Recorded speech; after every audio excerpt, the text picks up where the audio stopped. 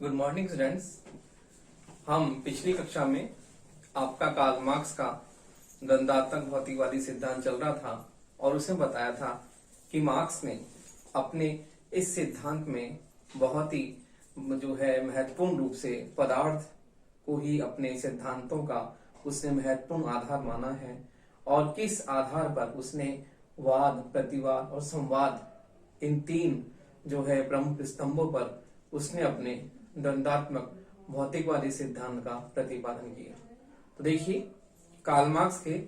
द्वंद्वात्मक भौतिकवादी सिद्धांत के बाद में जो आपके दूसरा महत्वपूर्ण सिद्धांत है वो है इतिहास की भौतिकवादी व्याख्या या इतिहास की आर्थिक व्याख्या, जिसे हम आर्थिक नियतिवाद भी कहते हैं। तो देखिए, अगला जो सिद्धांत है मार्क्स का वो है इतिहास की भौतिकवादी व्याख्या या आर्थिक नियतिवाद। तो देखिए, मार्क्स का ये अगला आपका महत्वपूर्ण सिद्धांत है इतिहास की भौतिकवादी व्याख्या। मार्क्स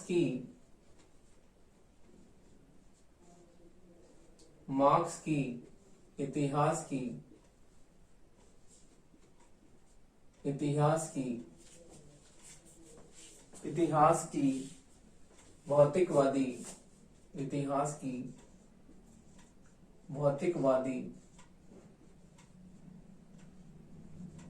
भौतिकवादी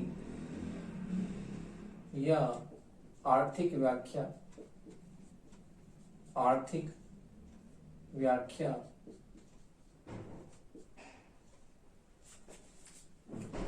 अथवा आर्थिक नियतिवाद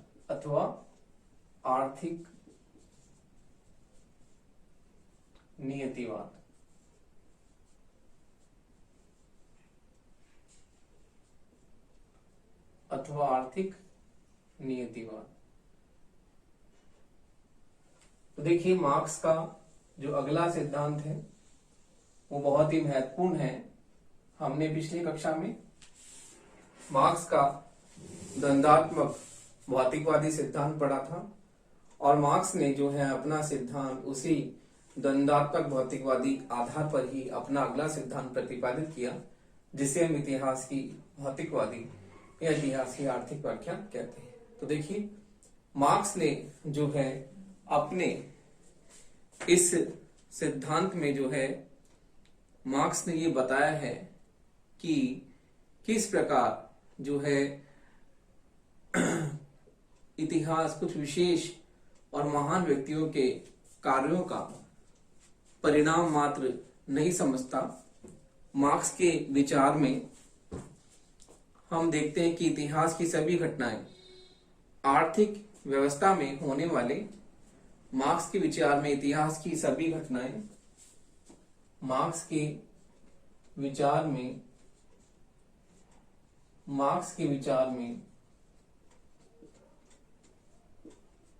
इतिहास में होने वाली मार्क्स के विचार में इतिहास में होने वाली सभी घटनाएं इतिहास में होने वाली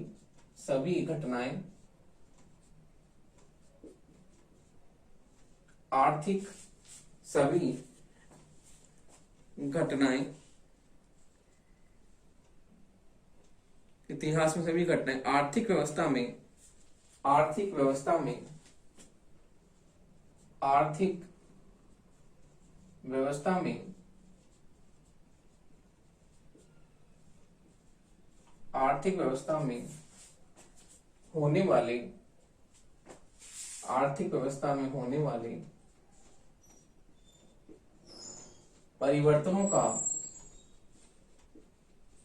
व्यवस्था में होने वाले परिवर्तनों का परिणाम मात्र है। इतिहास में होने वाली सभी घटनाएं आर्थिक व्यवस्था में होने वाले परिवर्तनों का परिणाम मात्र है। तो देखिए, मार्क्स इतिहास में होने वाली सभी घटनाओं का आर्थिक व्यवस्था में होने वाले परिवर्तन की बात वो करता है, और किसी भी राजनीतिक संगठन अथवा उसकी न्याय व्यवस्था का परिणाम मात्र है, तथा किसी भी राजनीतिक संगठन या उसकी न्याय व्यवस्था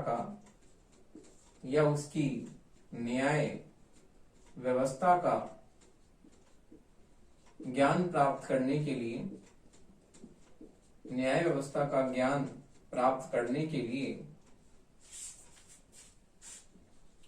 के लिए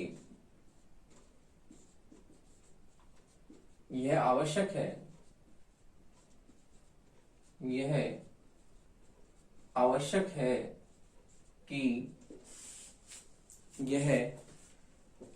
है कि उसके आर्थिक ढांचे का ज्ञान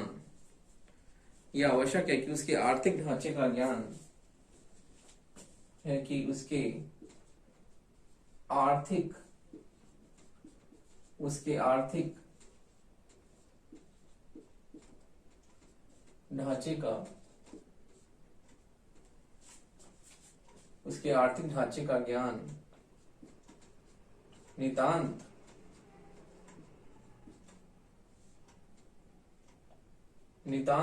जरूरी है। तो देखिए, इस प्रकार मार्क्स जो है इतिहास में होने वाली सभी घटनाओं को, क्योंकि मार्क्स का ये सिद्धांत भी, जो मार्क्स की प्रमुख आधार पदार्थ पर आधारित है, और जिसमें उसने बताया है कि जो आर्थिक व्यवस्था है, आर्थिक क्रियाएं जो हैं, वो पूरे विश्व की सभी घटनाओं का मूल है, और सृष्टि जो है, सृष्टि का मूल तत्व यही पदार्थ है। तो मार्क्स के चिंतन में आर्थिक संबंधों अर्थात आर्थिक क्रिया जो है बहुत ही महत्वपूर्ण है, जो कि हमने इसके द्वंद्वात्मक भौतिकवादी सिद्धांत में भी स्पष्ट रूप से आपको बताया था कि मार्क्स के चिंतन में मार्क्स अर्थ को सबसे महत्वपूर्ण मानता है, और ये मानता है कि पूरी सृष्टि का नियंता पदार्थ है, आर्थिक क्रियाएं हैं। तो इसलिए मार्क्स अपने सिद्धांत में भी ये बताता है कि मार्क्स ये कहता है कि इतिहास जैसे कोई विचारकों का कोई ज्ञानपुंज नहीं है, या कोई साहित्यकार या कोई घटनाएं जिस प्रकार से हम देखते हैं उनका वर्णन, महान व्यक्तियों का वर्णन मात्र नहीं है इतिहास। तो हम समझते हैं कि इतिहास में केवल इतिहासकारों के वर्णन मात्र से ही इतिहास का सृजन होता है। मार्क्स इस बात का जो है खंडन करता है, और ये कहता है कि ये केवल महान व्यक्तियों का वर्णन मात्र ही इतिहास नहीं है। इतिहास की जो है वो अलग व्याख्या प्रस्तुत करता है। वो कहता है कि इतिहास में होने वाली सभी घटनाएं आर्थिक व्यवस्था में होने वाले परिवर्तनों का परिणाम मात्र है, कि इतिहास में जो भी परिवर्तन होता है, जो भी घटनाएं घटित होती हैं, वो आर्थिक व्यवस्था में होने वाले परिवर्तन का परिणाम मात्र है। कि जब आर्थिक व्यवस्था में कोई हमें परिवर्तन दिखाई देता है, तो हम देखते हैं कि वो परिवर्तन किस प्रकार से समाज की सभी व्यवस्थाओं को पूरी तरह से प्रभावित करता है। तो मार्क्स के विचार में जो है इतिहास में होने वाली सभी घटनाएं आर्थिक व्यवस्था में होने वाले परिवर्तनों का परिणाम मात्र है, तथा किसी भी राजनीतिक संगठन या न्याय व्यवस्था का ज्ञान प्राप्त करने के लिए ये सबसे जरूरी कि उसके आर्थिक ढांचे का ज्ञान हमें हो, क्योंकि आर्थिक ढांचे में होने वाला परिवर्तन समाज की सभी व्यवस्थाओं को पूरी तरह से प्रभावित करता है। तो इसलिए मार्क्स का ये मानना है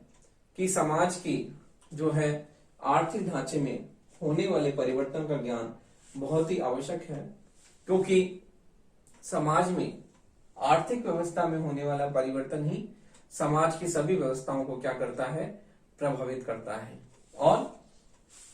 इतिहास में होने वाली सभी घटनाएं जो है आर्थिक व्यवस्था में होने वाले परिवर्तन का परिणाम मात्र है। तो इस प्रकार मार्क्स अपनी इतिहास की भौतिकवादी व्याख्या में जो है आर्थिक परिवर्तन की बात करता है कि आर्थिक अवस्था में, आर्थिक ढांचे में जो परिवर्तन होता है वो संपूर्ण समाज की व्यवस्था को प्रभावित करता है। तो इस प्रकार मार्क्स ने जो है अपनी इस आर्थिक व्याख्या के आधार पर मार्क्स ने इतिहास की 6 अवस्थाएं बताई हैं, जो कि हम देखते हैं कि प्रथम जो है 4 अवस्थाएं से समाज गुजर चुका है और अभी तक 2 अवस्थाएं आनी बाकी हैं। तो मार्क्स ने जो है अपनी इतिहास की भौतिकवादी व्याख्या में ये बताया है कि उसके अनुसार हम देखते हैं कि मार्क्स ने अपनी इस आर्थिक व्याख्या के आधार पर मार्क्स ने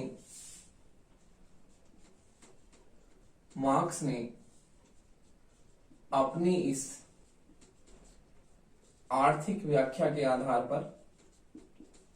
मार्क्स ने अपनी इस आर्थिक व्याख्या के आधार पर समाज व्याख्या के आधार पर मानवीय इतिहास की 6 अवस्थाएं के आधार पर समाज या मानवीय इतिहास की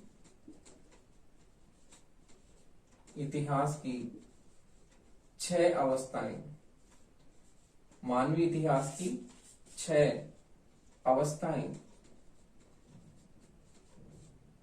अवस्थाएं बताई हैं,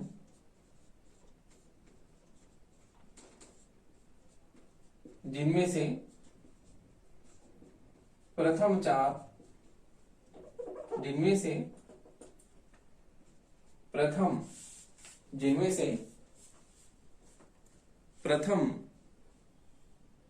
4 अवस्थाओं से समाज गुजर चुका है, जिनमें से प्रथम 4 अवस्थाओं से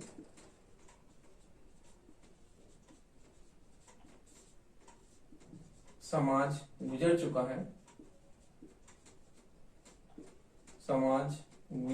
है तथा शेष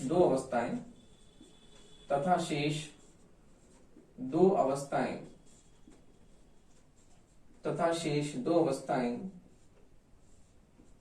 आना अभी बाकी है।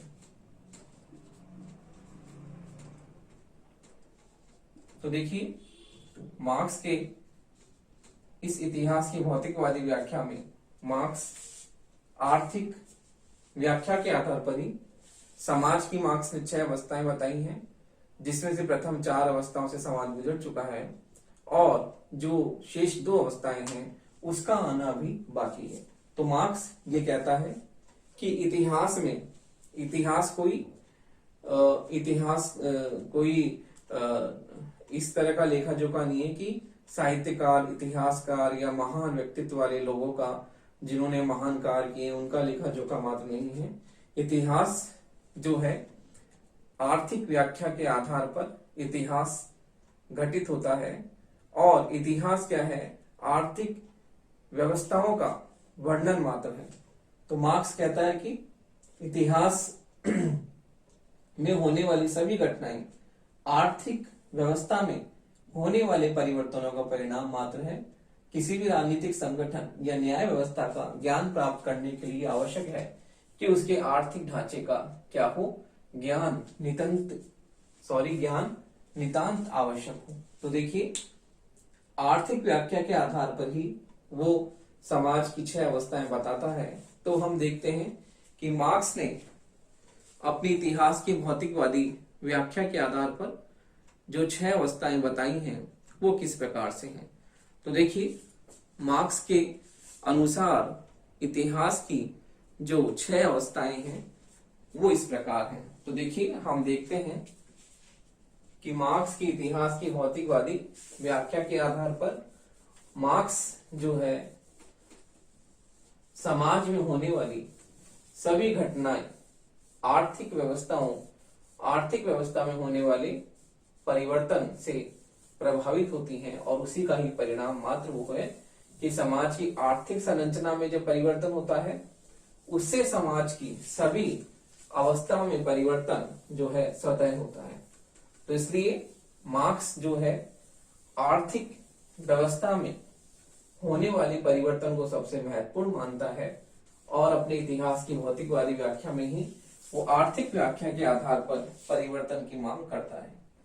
तो इस प्रकार मार्क्स ने इतिहास की, तो देखिए मार्क्स ने अपने इस सिद्धांत में, देखिए हम देखते हैं मार्क्स ने अपने इस सिद्धांत में इतिहास की,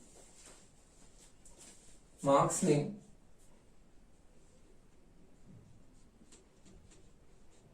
ने मानवीय इतिहास की, मार्क्स ने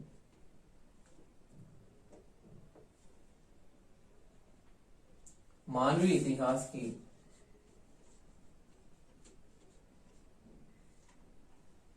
6 अवस्थाएं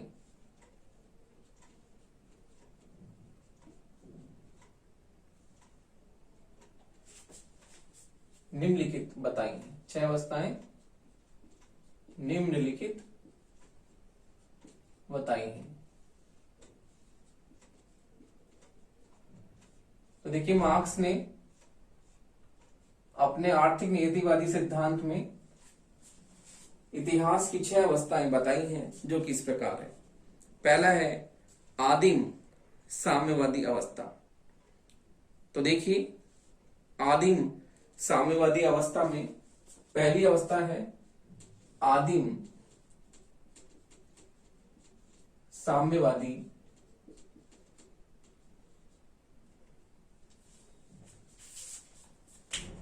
आदिम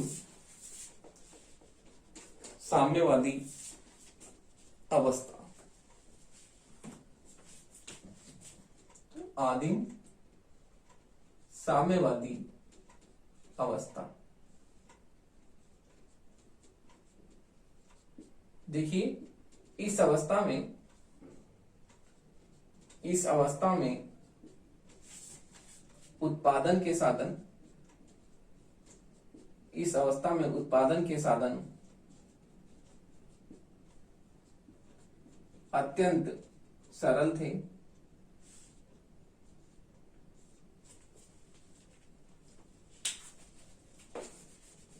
उत्पादन के साधन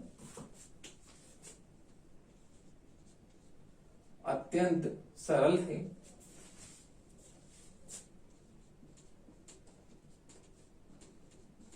मानव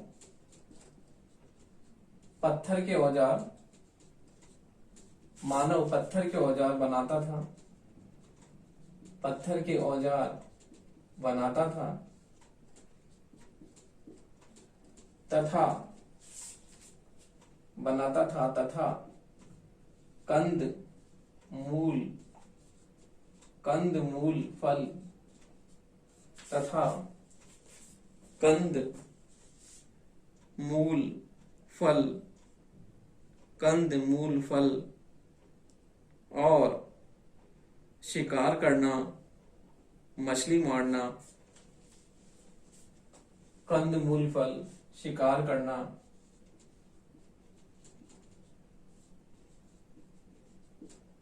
मछली मारना आदि के द्वारा अपना पेट भरता था। तो देखिए आदिम साम्यवादी अवस्था जो कि हम देखते हैं जब हम इतिहास का अध्ययन करते हैं, तो उसमें हम सबसे प्रथम अवस्था आदिम साम्यवादी अवस्था मानते हैं, जिसमें हम मानव के, आपने पढ़ा होगा पिछली कक्षाओं में, जावा मानव, पैकिंग मानव, तो मानव के जो है जब मानव की शुरुआत मानी जाती है। आदिम साम्यवादी अवस्था में से मानव के प्रकार माने जाते हैं और किस प्रकार से हम देखते हैं कि मानव ने जिस प्रकार से जैसे समय बीतता गया, जैसे जैसे उत्पादन के साधनों में परिवर्तन होता गया, नए नए आविष्कार होते गए, तो मानव ने भी क्या हुआ, अपना स्वरूप परिवर्तित होने लगा उसका, और उसके स्वरूप में जो है हमें उत्पादन के साधनों में परिवर्तन के साथ साथ में ही उसके स्वरूप में भी हमें परिवर्तन देखने को मिलता है, जो इतिहास में स्पष्ट रूप से हमने पिछली कक्षा में पढ़ा है। तो देखिए, आदिम साम्यवादी अवस्था में, इस अवस्था में उत्पादन के साधन अत्यंत सरल थे। मानव पत्थर के औजार बनाता था और धनुष्वाण चलाना मानव ने सीख लिया था। तो मनुष्य जो है इन साधनों के द्वारा ही अपना पेट भरता था, कंद मूल फल खाता था, मछली मारना, शिकार करना आदि जो है उसके आजीविका के साधन थे। तो इस प्रकार आदिम साम्यवादी अवस्था में हम देखते हैं कि मानव जो है उसका किस प्रकार उसके मुख्य व्यवस्थाएं थे, और भोजन जो है वो जंगली जानवरों को मारकर अपना पेट भरता था। तो इस प्रकार हम देखते हैं कि आदिम साम्यवादी अवस्था में जो मानव का मुख्य व्यवसाय जो है शिकार करना, खेतीबाड़ी करना, इस तरह से मनुष्य करता था। खेतीबाड़ी नहीं, आदिम साम्यवादी अवस्था में तो मनुष्य झुंड बनाकर और साथ साथ रहता था, और इस प्रकार मनुष्य जो है इसके पास में न तो निजी संपत्ति थी, न विवाह प्रथा था, न परिवार था। तो देखिए, इस अवस्था में न निजी संपत्ति थी, न निजी संपत्ति, न परिवार, न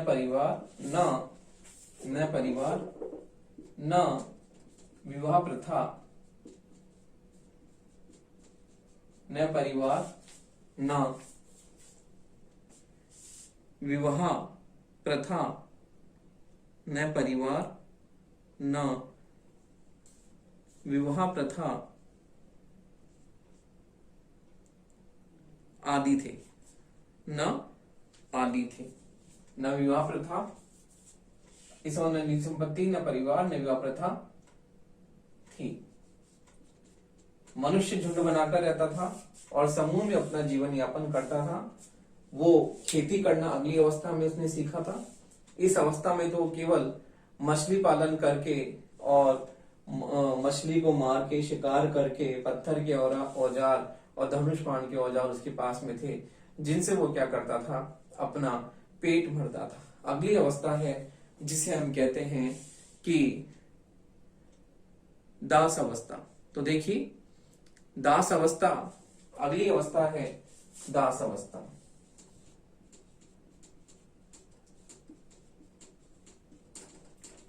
दास अवस्था में देखिए, भौतिक व्यवस्था में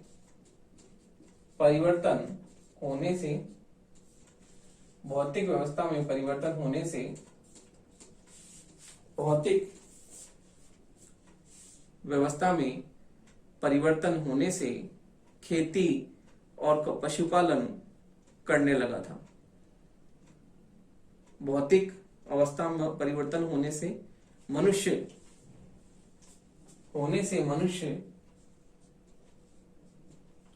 खेती बाड़ी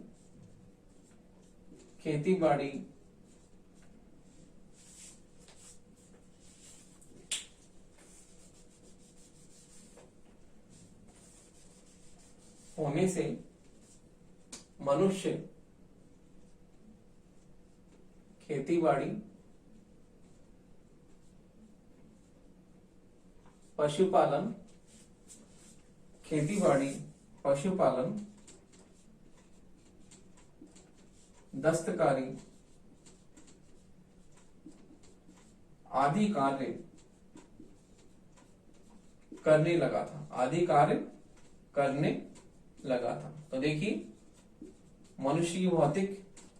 स्थिति में परिवर्तन होने से मनुष्य के उत्पादन के साधन क्या होने लगे? परिवर्तित होने लगे। और मनुष्य उत्पादन के साधन परिवर्तित होने से मनुष्य की व्यवसाय भी क्या होने लगी, अब परिवर्तित होने लगी। जहां पहले मनुष्य केवल पशुपालन नहीं, केवल पशुओं को मारकर, मछली को मारकर और किस प्रकार से वो अपना कंदमूल खा के शिकार करके अपना पेट भरता था, उसके स्थान पर अब उत्पादन के साधनों में परिवर्तन होने लगा और उत्पादन के साधन में परिवर्तन होने से मनुष्य के व्यवसाय में भी परिवर्तन होने लगा। तो अब देखिए, मनुष्य भौतिक स्थिति में मनुष्य की परिवर्तन हुआ और मनुष्य जो है खेती, पशुपालन आदि करने लगा। तो देखिए, इससे जो है समाज में निजी संपत्ति का जो विचार आया और निजी संपत्ति के विचार ने किस प्रकार से जो है समाज में एक नई अवस्था का विभाजन हुआ। तो देखिए, निजी संपत्ति के उदय ने, निजी संपत्ति के उदय के कारण, निजी संपत्ति के उदय के कारण, संपत्ति के उदय के कारण श्रम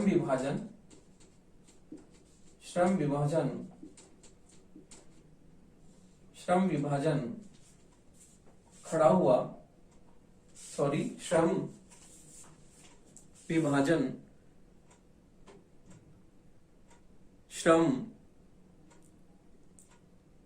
भी श्रम विभाजन भी उठ खड़ा हुआ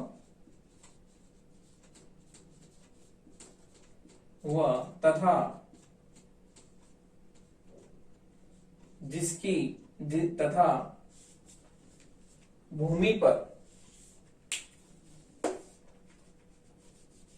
तथा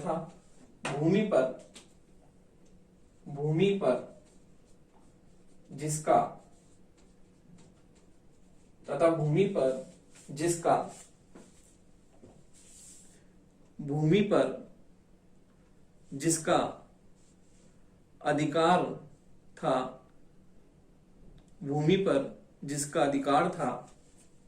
भूमि पर जिसका अधिकार था या उत्पादन के साधनों पर भूमि पर जिसका अधिकार था, वह मालिक या स्वामी बन गया,